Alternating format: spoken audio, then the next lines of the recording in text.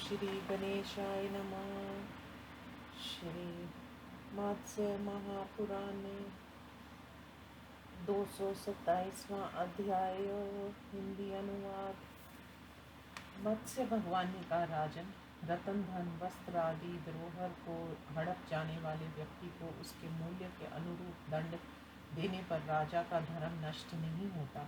जो व्यक्ति रखी हुई धरोहर को वापस नहीं करता और जो बिना धरोहर रखे ही मांगता है, वे दोनों ही चोर के समान दंडनीय है। उनसे मूल्य से दुगना धन दिलाना चाहिए। जो कोई उपधा डांका डालकर या छल कपट से दूसरे के धन को चुरा लेता है, उसे अनेकों वधोपायों द्वारा सहायों को सहित प्राण दंड देना चाहिए। जो व्यक्ति दूसरे से मांग कर ली गई वस्तु को स्वयं पर वापस नहीं करता, तो उसे बलपूर्वक पकड़ कर वह वस्तु दिला देने अथवा पूर्व साहस का दंड देने का विधान है।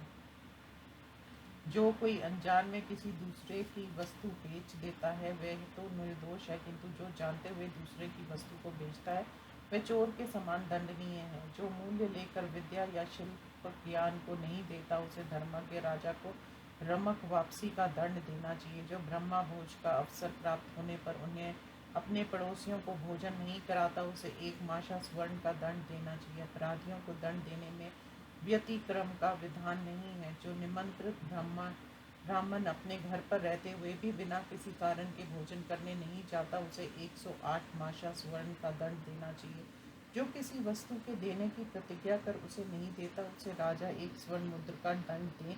और जो नौकर अभिमान वश आज्ञा पालन तथा कहा हुआ कर्म नहीं करता, उसे राजा 8 कृष्ण नल का दंड दे और उसका वेतन भी रोक दे। जो स्वामी अपने नौकर को उसके संचित धन तथा वेतन को समय पर नहीं देता और कुछ समय उसे छोड़ देता है, उसे 100 मुद्रों का दंड देना चाहिए।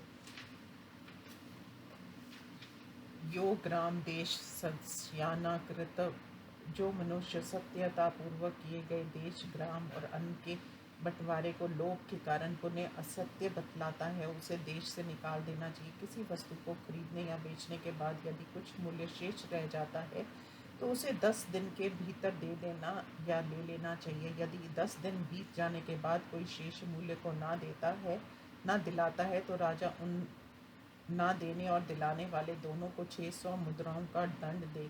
जो व्यक्ति अपने दोष से युक्त कन्या को बिना दोष सूचित किए किसी को दान कर देता है, तो स्वयं राजा उसे 96 पनों का दंड दे। जो मनुष्य बिना दोष के ही किसी दूसरे की कन्या को दोष युक्त बतलाता है और उस कन्या के दोष को दिखाने में असमर्थ हो जाता है, तो राजा उसे 100 मुद्रों का दंड दे। जो व्यक्ति अन्य कन्या को दिखलाकर वर को दूसरी कन्या का दान करता है, तो राजा को उसे उत्तम साहसिक दंड देना चाहिए। जो वर अपने दोष को ना बतलाकर किसी कन्या का परानी ग्रहण करता है, तो वह कन्या देने के बाद भी ना दी हुई के समान है। राजा को उस पर 200 मुद्राओं का दंड लगाना चाहिए। जो एक ही कन्या को किसी को दान कर देने के बाद फिर किसी दूसरे को दान करता है, उसे भी राजा को उत्तम साहस का दंड देना चाहिए। जो अपने मुख से निश्चय ही मैं इतने मूल्य पर अमुक वस्तु आपको दे दूंगा ऐसी प्रतिज्ञा कर फिर लोभ के कारण उसे दूसरों के हाथ बेच देता है, वह 600 मुद्राओं के दंड का भागी होता है। जो व्यक्ति कन्या का मूल्य लेकर विक्रय नहीं करता या प्रतिज्ञा से हटता है, तो उसे लिए हुए मूल्य से दुगने द्रव्य का दंड देना चाहिए। धर्म की व्यवस्था है। मूल्य का कुछ भाग देने के पश्चात यदि लेने वाला व्यक्ति उसे लेना नहीं चाहता, तो उसे मध्यम साहस का दंड देना चाहिए और उसे दिए हुए द्रव्य को लौटा देना चाहिए। जो गोपाल वेतन लेकर गाय को दोहता है और उसकी ठीक से रक्षा नहीं करता, उस राजा को 100 स्वर्ण मुद्राओं का दंड देना चाहिए। राजा दंड देने के बाद विराम ले ले। तदंतर राजा द्वारा चिह्नित अपराधी को काले लोहे की जंजीर से आबद्ध कर दिया जाए और पुनः किसी अपने ही कार्य पर नियुक्त कर लिया जाए। ग्राम के बाहर चारों ओर से 100 धनुष के विस्तार की और नगर के लिए उससे दुगने या तिगुने विस्तार की ऐसी प्राचीर बनाए जिसकी भीतर की वस्तुओं को ऊंट भी न देख सके। उसमें कुत्ते तथा सुअर के मुख घुसने योग्य सभी छिद्रों को बंद कर देना चाहिए। यदि पशु बिना घेरे के खेत के अन्न को हानि पहुंचाते हैं, तो राजा को पशु के चरवाहे को दंड नहीं देना चाहिए। उस दिन के 10 दिन के भीतर की गाय द्वारा तथा देवता के उद्देश्य से छोड़े गए वृक्ष द्वारा घेरा रहने पर भी यदि खेत की अन्न की हानि होती है तो उसके लिए पशुपालक दंडनीय नहीं है, ऐसा मनु ने कहा है। इन उपयुक्त कारणों के अतिरिक्त अन्य प्रकार से नष्ट हुए द्रव्य के दंशांश का दंड लगाना चाहिए। कोई पशु फसल को खाकर यदि वहीं बैठा हुआ मिलता है तो उसे स्वामी के ऊपर उक्त दंड से दुगुना दंड लगाना चाहिए।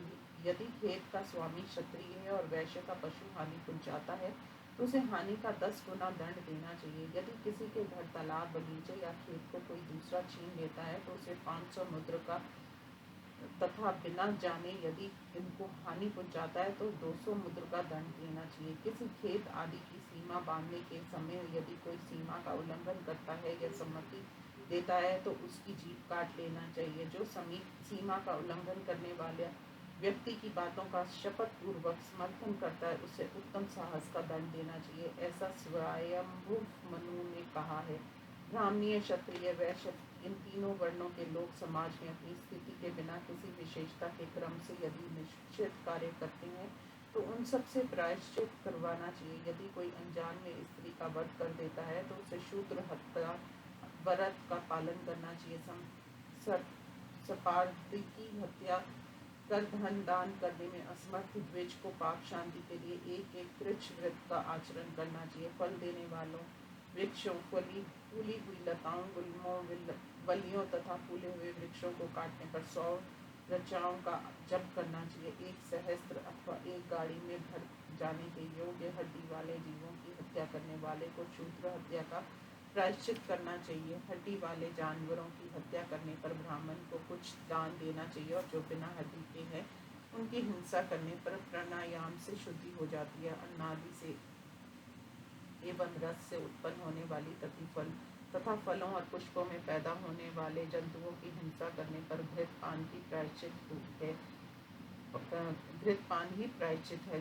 जुताई से उत्पन्न हुई तथा वन में स्वत उगी हुई औषधियों को बिना आवश्यकता के काटने पर एक दिन का दुख व्रत करना चाहिए। हिंसा से उत्पन्न हुआ पातक इन व्रतों से दूर किया जा सकता है। अब चोर कर्म से उत्पन्न हुए पापों को दूर करने के लिए उत्तम व्रत सुनिए। यदि ब्राह्मण अपनी जाति वालों से के घर से इच्छा पूर्वक धान्य, अन्न और धन की चोरी करता है तो वह अधर्म व्रत से शुद्ध होता है।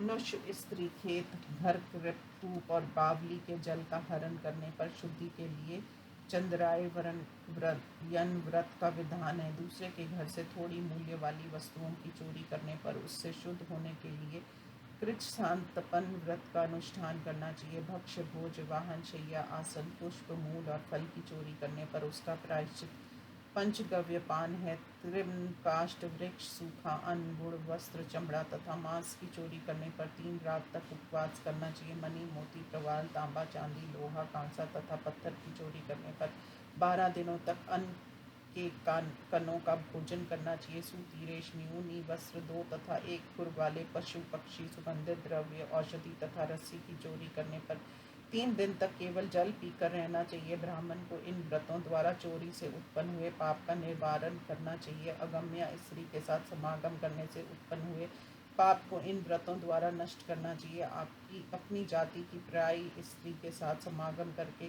गुरु तल व्रत का अनुष्ठान करना चाहिए, अर्थात गुरु की स्त्री के साथ समागम करने पर जो प्रायश्चित कहा गया है उसका अनुष्ठान करना चाहिए। मित्र तथा पुत्र की स्त्री, कुमारी कन्या, नीच जाति की स्त्री, चंडाली, फुफेरी तथा मौसरी बहन और भाई की कन्या के साथ समागम करने पर चंद्रायन व्रत का अनुष्ठान करना चाहिए।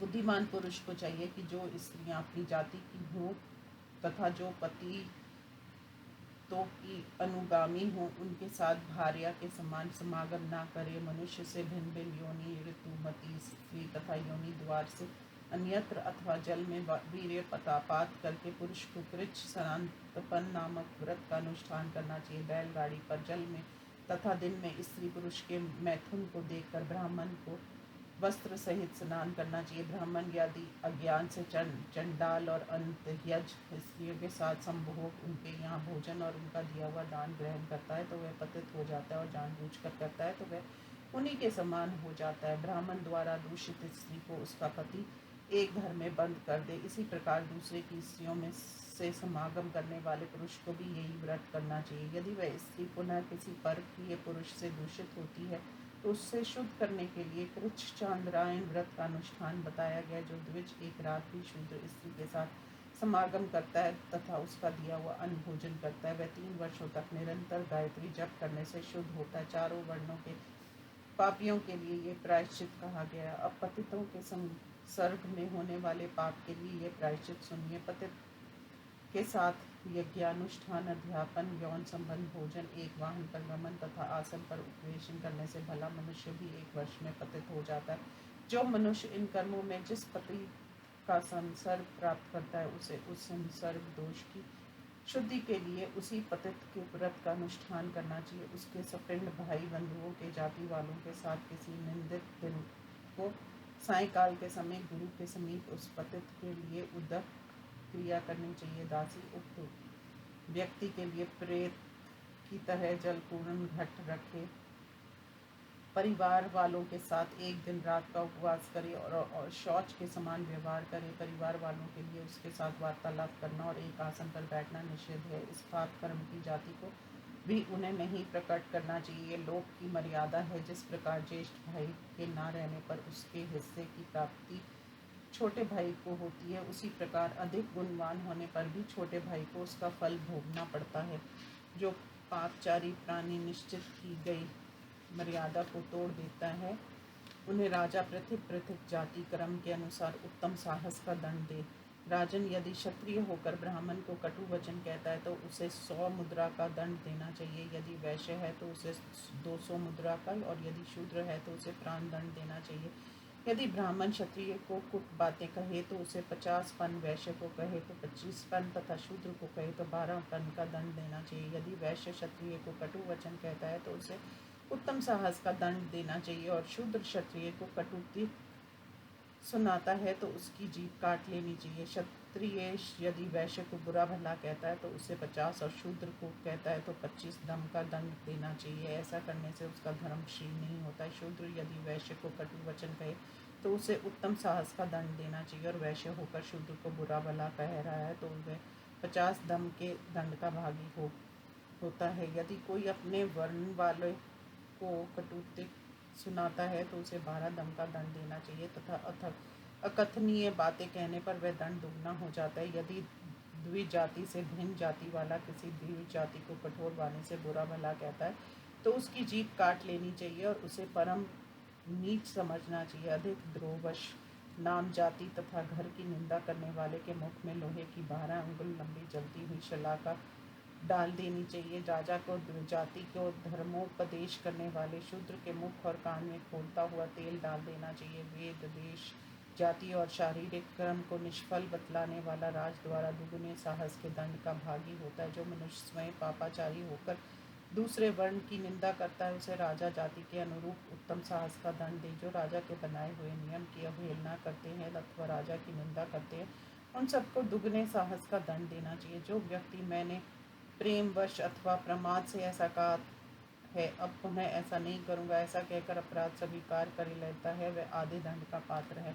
कोई काना हो, लंगड़ा हो अथवा अंधा हो, उसे सत्यतापूर्वक उसी प्रकार का कहने पर भी उसे एक कार्शनपन का दंड देना चाहिए। माता पिता, ज्येष्ठ भाई, शिशु तथा गुरु, इनकी निंदा करने वाले तथा गुरु जनों के मार्ग को नष्ट करने वाले को 100 कार्शनपांड का दंड देना चाहिए। जो माननीय श्रेष्ठ लोगों को मार्ग नहीं देता उसे उस पापी की शांति के लिए उस राजा एक कृष्णनल का दंड दें। द्विजाति से भिन्न जाति वाला व्यक्ति किसी द्विजाति जिस अंग से अपकार करता है उसके उसी अंग को शीघ्र ही बिना कुछ विचार किए कटवा देना चाहिए। राजा सामने गर्वपूर्वक थूकने वाले, पेशाब करने वाले तथा वायु छोड़ने वाले व्यक्ति का क्रमश दोनों होंठ, लिंग और द्वार कटवा दे। यदि कोई नीच जाति वाला व्यक्ति उत्कृष्ट व्यक्ति के साथ आसन पर बैठना चाहता है तो राजा उसकी कमर में एक चिन्ह बनाकर अपने राज्य से निर्वासित कर दे या उसके उदा भाग को कटवा दे। इसी प्रकार यदि कोई निम्न जाति वाला किसी उच्च जातीय व्यक्ति के केशों को पकड़ता है तो उसके हाथों को बिना विचार किए ही कटवा देना चाहिए। इसी प्रकार का दंड दोनों पैरों, नासिका, गला तथा अंडकोश पे करने पर भी देना चाहिए। यदि कोई किसी के चमड़े को काट देता है और उससे रक्त निकलने लगता है तो उसे शत मुद्रा का दंड देना चाहिए। मांस काट लेने वाले को 6 निष्कों का दंड तथा हड्डी तोड़ने वाले को देश निकाला का दंड देना चाहिए। यदि कोई व्यक्ति किसी के अंग को तोड़ फोड़ देता है तो राजा को चाहिए कि उसे उसके उसी अंग को कटवा दे तथा उसे उतने द्रव्य का भी दंड दे जितना उस आहत व्यक्ति के उठने बैठने के लिए अपेक्षित हो। गाय, हाथी, यक्ष और ऊंट की हत्या करने वाले का आधा हाथ और आधा पैर काट लेना चाहिए। राजा को पशु तथा छोटे जानवरों की हत्या करने पर अपराधी को उनके मूल्य के दुगने पड़ने का दंड देना चाहिए। मृग तथा पक्षियों की हत्या करने पर 50 पन का दंड करने का विधान है। कृमि तथा कीटों के मारने पर 1 मास चांदी का दंड लगाना उचित है तथा उसके अनुकूल मूल्य भी उसके स्वामी को दिलाना चाहिए। अब स्वतंत्र पदार्थों को नष्ट करने पर लगने वाले दंड को बतला रहा हूँ। फल युक्त वृक्ष को काटने पर अपराधी को सुवर्ण का दंड देना उचित है। यदि वह वृक्ष किसी सीमा मार्ग अथवा जलाशय के समीप है तो उसे दुगना दंड देना चाहिए। फल रहित वृक्ष को भी काटने पर मध्यम साहस का दंड देने का विधान है। गुल्मों, लताओं तथा बल्लियों को काटने पर 1 मास स्वर्ण का दंड देना चाहिए। बिना किसी आवश्यकता के तृण को भी नष्ट करने वाला व्यक्ति एक कार्षापन के दंड का भागी होता है। किसी प्राणी को कष्ट पहुंचाने वाले को कृष्णल के 1/3 भाग का दंड देना चाहिए। राजन, वृक्षादि के काटे जाने पर राजा देश तथा काल के अनुसार उचित मूल्य का दंड दे और उस दंड को वृक्षादि के स्वामी को दिला दे। यदि चालक की असावधानी से रथ मार्ग से विचलित हो जाता है तो ऐसे अवसर पर यदि वह चालक निपुण नहीं है तो उसके स्वामी को दंड देना चाहिए और यदि चालक निपुण है तो उसी के ऊपर दंड लगाना चाहिए। किंतु यदि वह घटना किसी विशेष परिस्थिति वश घटित हुई हो तो चालक को भी दंड नहीं देना चाहिए। जो किसी को द्रव्य को जानकर या अनजान में अपहरण कर लेता है उसे राजा के सम्मुख दंड स्वीकार कर उसके स्वामी को संतुष्ट करना चाहिए, अन्यथा उस पर 1 पन दंड लगाने का विधान है। जो व्यक्ति किसी कुएं पर से रस्सी अथवा घड़ा चुरा लेता है या उस कुएं को तोड़ता फोड़ता है उसके ऊपर 1 मासा स्वर्ण का दंड लगाना उचित है और उसी से कुएं की क्षति पूर्ति करानी चाहिए। 10 घड़े से अधिक अन्न चुराने वाले को प्राण दंड देना चाहिए। यदि 10 घड़े से कम अन्न चुराता है तो उसने जितना अन्न चुराया है उससे 11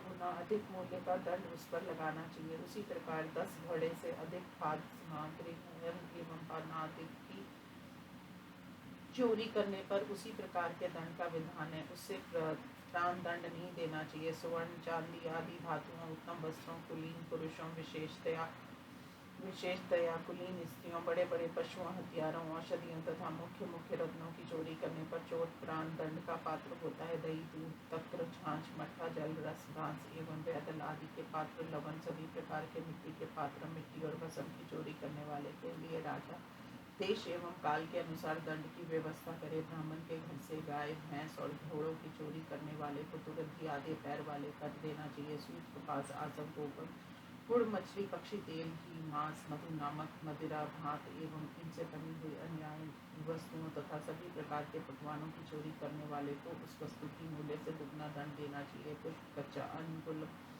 लतावली तथा अधिक अन्न की चोरी करने वाले को 5 मास स्वर्ण का दंड देना उचित है। प्रचुर मात्रा में अन्न, शाक, मूल और फल की चोरी करने वाले संतानहीन को 100 मुद्रिका तथा संतान वाले को 200 पन का दान देना चाहिए। जो चोर जिस अंगों की सहायता से चोरी करने की चेष्टा करता राजा उससे उस अंग को कटवा दे। यदि कोई अपकिचन ब्राह्मण मार्ग में चलते हुए 2 ईख, 2 कंदमूली, 2 खीरे, 2 तरबूजे, 2 अन्य फल, 2 मुट्ठी सभी प्रकार के अन्न अथवा साग ले लेता है तो वह चोरी के दोष से दूषित नहीं होता। भोजन के लिए वृक्ष से उत्पन्न हुए फल, मूल और जलौनी लकड़ी को काट लेना अथवा गौ को खिलाने के लिए घास उखाड़ लेना चोरी नहीं है। ऐसा मुनिजन ने कहा है। देवता की वाटिका से भिन्न दूसरे के खेत में उत्पन्न हुए पुष्प को देवता की पूजा के लिए तोड़ने वाला दंड का पात्र नहीं होता, उसे दंड नहीं देना चाहिए। राजन, जो अपने को मारने के लिए उद्यत सींग वाले, नख वाले तथा दाढ़ वाले पशु को मारता है पाप से लिप्त नहीं होता। गुरु, बालक, अग्रज अथवा शास्त्र ब्राह्मण ही क्यों ना हो, यदि वह अपने को मारने के लिए आ रहा हो तो उसे बिना विचार किए ही मार डालना चाहिए, क्योंकि आत्मताई का वध करने पर वधकर्ता को कोई पाप नहीं लगता। प्रकट रूप में अथवा गुप्त रूप में भी पाप करने वाला पाप का भागी होता है। दूसरों के घर तथा खेत का अपहरण करने वाले, अगम या स्त्री के साथ समागम करने वाले, आग लगाने वाले, वेश देने वाले, हथियार लेकर मारने के लिए उद्यत अभिचार परायण, राजा के विरोध में विद्रोह करने वाले, इनको धर्मज्ञों ने लोक में आताई बतलाया है। यदि भिक्षुक पराई स्त्री तथा चारण आदि निषेध करने पर भी घर में घुस जाते हैं तो उन्हें दुगना दंड देना चाहिए। तीरथ, जंगल या घर में पराई स्त्रियों के साथ वार्तालाप करने वाले तथा नदी की धारा का भेदन करने वाले को पकड़कर बंद कर देना चाहिए। पराई स्त्री के साथ संभाषण नहीं करना चाहिए, ऐसा निषेधाज्ञा घोषित कर दे। निषेध होने पर भी यदि कोई संभाषण करता है तो वह एक स्वर्ण मुद्रा के दंड का भागी होता है, किंतु ये दंड चारणों, स्त्रियों तथा अंतपुर में प्रवेश कर नृत्य गीता दी द्वारा आपकी जीविका का चलाने वाले को नहीं देना चाहिए। ऐसे लोग यदि अंतपुर के लोगों के साथ संभाषण करते हैं या वहां घूमते फिरते हैं तो उन्हें तथा घर से निकालकर बाहर घूमती हुई सभी दासियों को नाम मात्र का दंड देना चाहिए। जो व्यक्ति किसी कुमारी कन्या के साथ बलात्कार करता है वह तुरंत ही मार डालने योग्य है। यदि कोई किसी को कामू की कुमारी कन्या के साथ व्यभिचार करता है तो उसे 200 पन का दंड देना चाहिए, और वहाँ जो संरक्षण करता पुरुष है उसे भी यही दंड देना चाहिए। जो ऐसे व्यभिचारों को संभाग बनाने में अवकाश देता है उसे पराई स्त्री के साथ व्यभिचार करने वाले के समान ही दंड देना चाहिए। जो मनुष्य दूसरे की स्त्री तथा साथ बलात्कार करते हैं उसे प्राण दंड देना चाहिए, और उसमें उस स्त्री का कोई भी अपराध नहीं मानना चाहिए। जो कन्या पिता के घर पर तीसरी बार रजस्वला होकर स्वयं पति का वरण कर लेती है वह राज द्वारा दंडनीय नहीं होती। जो अपने देश में कन्यादान देकर पुनः उसे लेकर प्रदेश में भाग जाता है उसे प्राण दंड देना चाहिए, क्योंकि वह स्त्री चोर है। द्रव्यहीना विधवा स्त्री को ग्रहण करने वाला अपराधी नहीं माना जाता, किंतु संपत्ति सहित विधवा को स्वीकार करने वाला शीघ्र ही दंड का भागी होता है। जो कन्या अपनी जाति अथवा योग्यता से उत्कृष्ट व्यक्ति से प्रेम करती है तो उसे उस व्यक्ति को दे देना चाहिए, किंतु जो कन्या किसी कम योग्यता वाले से प्रेम करती है उसे विशेष संयम के साथ घर में ही रखे। यदि नीच जाति वाले जघन्य पुरुष उत्तम जाति की कन्या के साथ प्रेम करता है तो उसे प्राण दंड देना चाहिए। इसी प्रकार यदि उत्तम जाति की स्त्री किसी नीच जाति के पुरुष के साथ प्रेम करती है तो वे भी प्राण दंड योग्य है। जो स्त्री अपने जाति भाइयों के बल से घरवाली होकर अपने पति को छोड़ देती है उसे घर से निकालकर अनेक व्यक्तियों से युक्त संस्थान में रख दे। राजा स्वयं को पुरुष द्वारा दूषित उल्टा स्त्री को सभी अधिकारों से वंचित कर मलिन बना दे और भोजन मात्र का प्रबंध घर में पड़ा रहने दे। उत्तम कुल एवं जाति में उत्पन्न हुई स्त्री आदि दूषित हुई हो तो उसकी 10 चोटियां रखकर शेष बाल कटवा दे और नित्य महिला वस्त्र पहनाने को दे। यदि ब्राह्मण क्षत्रिय तथा वैश्य क्रमशः क्षत्रिय वैश्य एवं शूद्र की स्त्री के साथ दुराचार करते हैं तो वे राजा द्वारा उत्तम साहस नामक दंड के भागी होते हैं। यदि ब्राह्मण वैश्य स्त्री के साथ और क्षत्रिय नित्य स्त्री के साथ पापचरण करते हैं तो उन्हें मध्यम साहस का दंड देना चाहिए, और यदि वैश्य शूद्रा स्त्री के साथ व्यभिचार करता है तो उसे भी पूर्वोक्त रीति के अनुसार उत्तम साहस का दंड मिलना चाहिए। राजन, यदि शूद्र अपनी जाति की स्त्री के साथ समागम करता है तो उसे राज द्वारा 100 मुद्राओं का दंड मिलना चाहिए। इसी प्रकार स्वर्णा स्त्री के साथ पापचरण करने से वैश्य को 200, क्षत्रिय को 300 तथा ब्राह्मण को 400 मुद्राओं का दंड देने का विधान है। ये दंड अरक्षित स्त्री के साथ पापाचरण करने पर बताए गए हैं, किंतु सुरक्षित स्त्रियों के साथ दुराचार करने पर इससे अधिक दंड देना चाहिए। माता, फूफी, सास, मामी, चचेरी, बहन, चाची की सखी, शिष्य की स्त्री, बहन, उसकी सखा तथा भाई की स्त्री, इन सबके साथ समागम करने पर पूर्व कथित दंड से दुगुना दंड देना चाहिए। भांजे की स्त्री, राजा की पत्नी, सन्यासिनी तथा उच्च वर्ण की स्त्री, ये सभी अगम्या मानी गई हैं। इन सबके साथ समागम करने वाले व्यक्ति के लिंग को कटवाकर तत्पश्चात उसे प्राण दंड देना चाहिए। इसी प्रकार चंडाल की स्त्री तथा कुत्ते को खाने वाले की स्त्री के साथ व्यभिचार करने वाले को प्राण दंड देना चाहिए। गौ को छोड़कर अन्य योनियों में संभोग करने वाले व्यक्ति को मुंडन का दंड देकर उस पशु के लिए घास तथा जल देने का दंड देना चाहिए। मानव श्रेष्ठ, गौ के साथ भोग करने वाले व्यक्ति को सुवर्ण का दंड लगाना चाहिए। वैश्य के साथ समागम करने वाले ब्राह्मण को वैश्य को दिए गए शुल्क के बराबर अर्थ दंड देना चाहिए। वैश्य यदि वेतन स्वीकार करने के उपरांत लोभवश अन्यत्र चली जाती है तो उसे दुगना दंड देने के उपरांत लिए हुए शुल्क का दूना अर्थ दंड भी देना चाहिए। राजन, यदि कोई वैश्य को दूसरे के बहाने से किसी दूसरे के पास लेवा जाता है तो उसे 1 माह स्वर्ण का दंड देना चाहिए। जो वैश्य को लाने के बाद उसके साथ संभोग आदि नहीं करता, उसे दूना दंड देकर वैश्य को दूना शुल्क दिलाना चाहिए। ऐसा करने से राजा का धर्म क्षीण नहीं होता। यदि अनेक व्यक्ति एक वैश्य के साथ समागम करने को उपस्थित हों तो राजा उन्हें दूना दंड दें और वे सब पृथक पृथक उस वैश्य को दूना द्रव्य दंड रूप में अधिक दें। माता पिता, स्त्री, पुरोहित और यजमान ये पतित होने पर भी नहीं छोड़े जाते, पर यदि कोई मनुष्य इनमें से किसी को छोड़ता है तो वह 600 स्वर्ण मुद्राओं का दंड भागी होता है।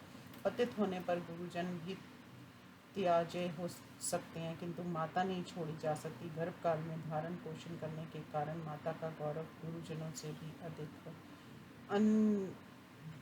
अंध्याय के दिन भी अध्ययन करने वाले ब्राह्मण को 3 कार्षपर्ण का दंड देना चाहिए और अध्यापक को दुगना दंड देने का विधान है। इसी प्रकार उन्हें अपने अपने आचारों का उल्लंघन करने पर भी दंड देना चाहिए। जिन जिन अपराधों में केवल दंड की चर्चा की गई है और कोई परिणाम नहीं निश्चित किया गया, वहाँ स्वर्ण का एक कृष्ण दंड रूप में समझना चाहिए। स्त्री, पुत्र, सेवक, शिष्य तथा सगा भाई यदि अपराध करते हैं तो इन्हें रस्सी से बांधकर बांस की छड़ी से शरीर के पिछले भाग पर दंड देना चाहिए, किंतु सिर पर किसी प्रकार की भी चोट न लगने दें। इन कहे गए स्थानों के अतिरिक्त अन्य स्थानों पर प्रहार करने वाले को चोरी करने के समान पाप लगता है। जो दूती को बुलाकर प्रकट रूप में या गुप्त रूप में निषिद्ध वाचरण करता है, उसके लिए राजा स्वेच्छानुसार दंडी की व्यवस्था करे। धोबी को चाहिए कि वह कोमल काट के पीठों को पर वस्त्र को धीरे धीरे साफ करे। यदि वह ऐसा नहीं करता तो उसे 1 मास से स्वर्ण का दंड देना चाहिए। राजा को की ओर से रक्षा आदि स्थानों पर नियुक्त किए गए लोग यदि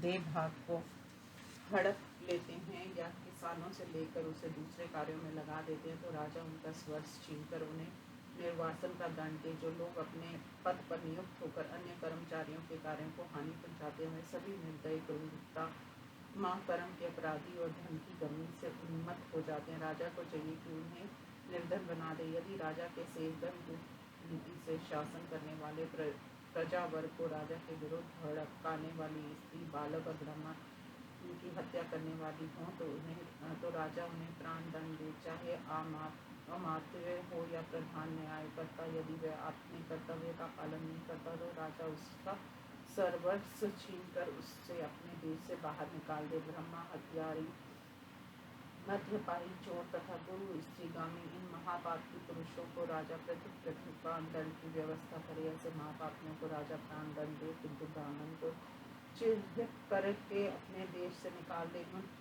गुप्त चिन्ह का आकार बताता हूँ, सुनिए। यदि ब्राह्मण गुरु पत्नी के साथ समागम करता है तो उसके शरीर में भग का आकार, मदिरा पाई हो तो ध्वज का चिन्ह, चोरी के अपराध में कुत्ते के पैरों का चिन्ह तथा ब्रह्मा घाटी के शरीर में बिना सिर के पुरुष का चिन्ह बनाना चाहिए। राजन ऐसे घोर पापियों के साथ उनकी जाति वाले संबंधी तथा भाई बंधुओं को विशेषता, संभाषण, सहभोज तथा विवाह संभव त्याग देना चाहिए। राजा महापापी पुरुषों की संपत्ति को अपने अधीन करने और उसमें धन भाग को करने के उद्देश्य से जल में छोड़ दे। धार्मिक राजा को सब पत्नी चोर को प्राण दंड नहीं देना चाहिए, किंतु चुराई हुई वस्तु के साथ ही यदि सब पत्नी चोर पकड़ा जाता है तो उसे भी राजा बिना किसी विचार के प्राण दंड दे। ग्रामों में भी जो कोई चोरों को भोजन पात्र तथा रहने का आश्रय देने वाले हों तो इन सभी को प्राण दंड देना चाहिए। राष्ट्र में राजा के अधिकारी तथा अधीनस्थ समागम यदि दुष्ट हो गए हों या बुरे अवसर पर तटस्थ रहते हों तो वे भी चोरों के समान दंड के भागी हो जाते हैं। ग्राम में किसी विनाश के उपस्थित होने पर, किसी खराबी के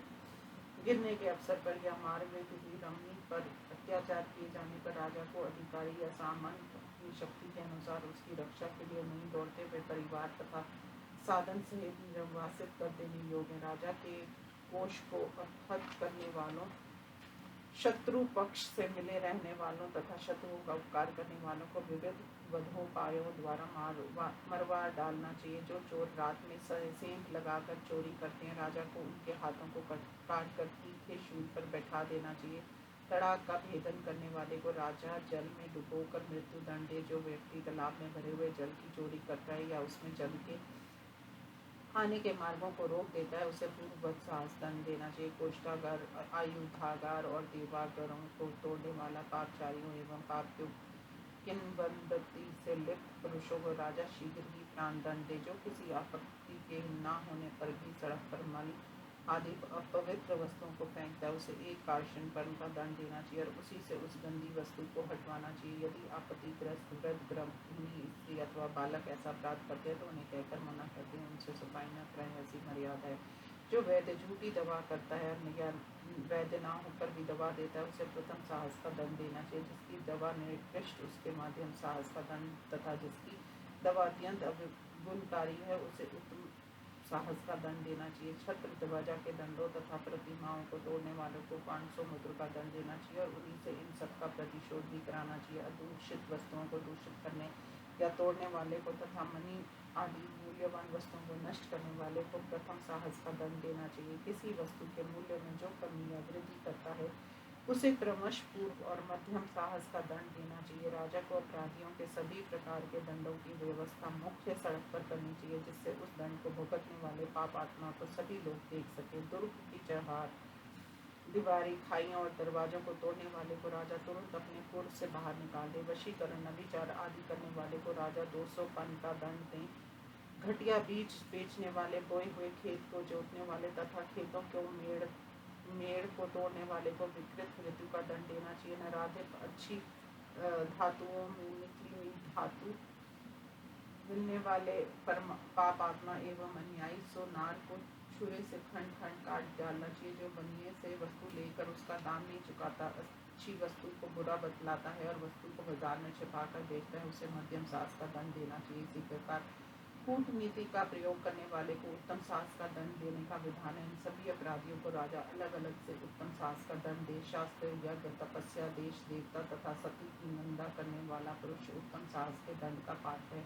अनेक व्यक्ति किसी एक व्यक्ति के प्रति कठोर दंडनीय अपराध करते हैं तो उन सबको दुगना दंड देना चाहिए। जिस व्यक्ति पर कलह का आरोप हो उसे दूना दंड देना चाहिए। जो ब्राह्मण अपनी आचार विचार से अदम हो गया हो उसे राजा अपने देश से निकाल दे। भक्ष्य पदार्थों को छोड़कर जो लहसुन, प्याज, सुअर, ग्रामीण मुर्गे, पंच नख वाले जीवों तथा अन्य अभक्ष्य पदार्थों को खाता है उसे ब्राह्मण को शीघ्र ही अपने राष्ट्र से निकाल देना चाहिए।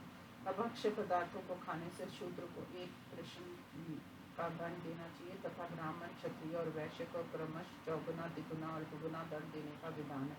जो अभक्ष्य भक्षण के लिए उत्साहित करता है उसे दूना दंड देना चाहिए। जो मनुष्य मैं देता हूँ ऐसा कहकर अभक्ष्य वस्तुओं के भक्षण में दूसरे को प्रवृत्त करता है उसे भी चौगुना दंड मिलना चाहिए। संदेश को न देने वाला तथा समुद्र में बने हुए अड्डे को नष्ट करने वाला व्यक्तियों को राजा 50 मुद्रों का दंड दें। जो श्रेष्ठ होकर अस्पृश्य का स्पर्श करे, अयोग्य होकर योग्य कार्य में हाथ लगाता है, पशुओं के पुस्तम का अपहरण करता है, दासी के गर्भ को नष्ट करता है, शूद्र और सन्यासियों के घर देव कार्य और पितृ कार्य में भोजन करता है तथा निमंत्रण स्वीकार करने पर भोजन नहीं करने नहीं जाता। ये सभी राज द्वारा 100 पन का दंड के भागी हैं। अपने घर में पीडोत्पादक वस्तु रखने वाले को एक कृष्णनल का दंड देना चाहिए। पिता और पुत्र के पारस्परिक विरोध में साक्षी देने वाले को 200 पान का दंड लगाना चाहिए। यदि कोई माननीय व्यक्ति ये अपराध करता है तो उस पर 108 दंड का दंड लगाना चाहिए।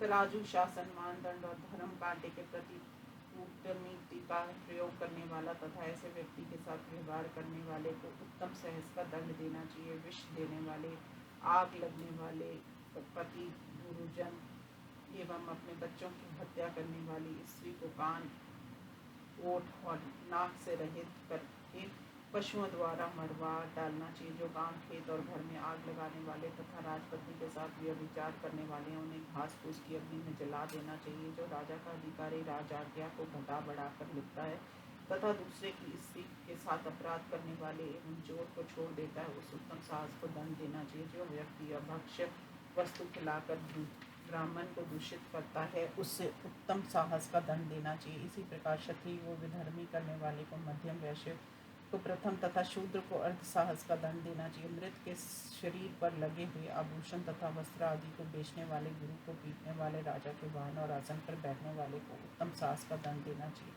जो व्यक्ति न्याय द्वारा या युद्ध में पराजित होने पर भी अपने को मैं पराजित नहीं हुआ ऐसा मानता है उसे आता हुआ देखकर राजा को चाहिए कि उसे तुम जीत कर दुगने पड़ने का दंड दे। जो व्यक्ति अपराध होने पर सूचना द्वारा बुलाने से नहीं आता है और जो बिना बुलाए ही आकर सम्मुख उपस्थित हो जाता है तथा जो अपराधी दंड देने वाले को हाथ से छुड़ाकर भाग जाता है। ऐसे हीन लोगों को पौरुषपूर्वक दंड देने वाले न्यायकर्ता आर्थिक दंड दें। जो व्यक्ति दूत होने पर अपने कर्तव्य का पालन नहीं करता, उसे उपयुक्त दंड का आधा दंड देना चाहिए। दंड या नियमन के लिए बांध कर ले जाते समय यदि कोई अपराधी भाग जाता है तो उसे 8 गुना दंड देना चाहिए। जो पुरुष सामान्य वाद विवाद में किसी के नख या बाल को काट लेता है वह मध्यम दंड का भागी होता है। जो व्यक्ति बलपूर्वक अवैध अपराधी के बंधनों को खोल देता है तथा जो मृत्यु दंड के अपराधी को छोड़ देता है वह दुगने दंड का भागी होता है। राजा के जो सभासद उपस्थित विषयों में कुशलता से मनोयोग नहीं देते उन्हें दूना दंड देना चाहिए। राजा ऐसे अपराधियों को 30 गुना अधिक दंड दें और जल में फेंकवा दे। थोड़े से अपराध में अधिक दंड देने वाले तथा भीषण अपराध में अल्प दंड देने वाले न्यायकर्ता को जितना कम या अधिक दंड हो उसे अपने घर से पूर्ण करना है। अपराधी को लौटाना चाहिए। अवध अपराधी का वध करने में जितना पाप लगता है उतना ही पाप वध को छोड़ देने में लगता है। राजा को इन दोनों दशाओं में समान रूप से पाप भागी होना पड़ता है। सभी प्रकार के पापों में अपराधी पाए गए ब्राह्मण को मृत्यु दंड नहीं देना चाहिए, उसे संपूर्ण संपत्ति के साथ अपने राष्ट्र से निर्वासित कर देना चाहिए। कभी भूल कर भी ब्राह्मण का वध नहीं करना चाहिए क्योंकि इससे अधिक पाप होता है। इसलिए राजा को ब्रह्मा हत्या से बचना चाहिए। अदंडनीय पुरुषों को दंड देने तथा दंडनीय को दंड न देने से राजा महान आयश का भागी बनता और मरने पर नरकगामी होता है। इसलिए राजा मनुष्य के अपराध को भली भांति जानकर तथा यथा समय ब्राह्मणों की अनुमति लेकर दंडनीयों को के प्रति दंड की कल्पना करे और जिस प्रकार के दंड का पात्र हो उसकी भली भांति समीक्षा कर उसे उसी प्रकार का समुचित दंड दे। इस प्रकार श्री मत्स्य महापुराण के राजधर्म कीर्तन प्रसंग में दंड नीति नामक 227वां अध्याय संपूर्ण हुआ। ओम नमो शिवाय।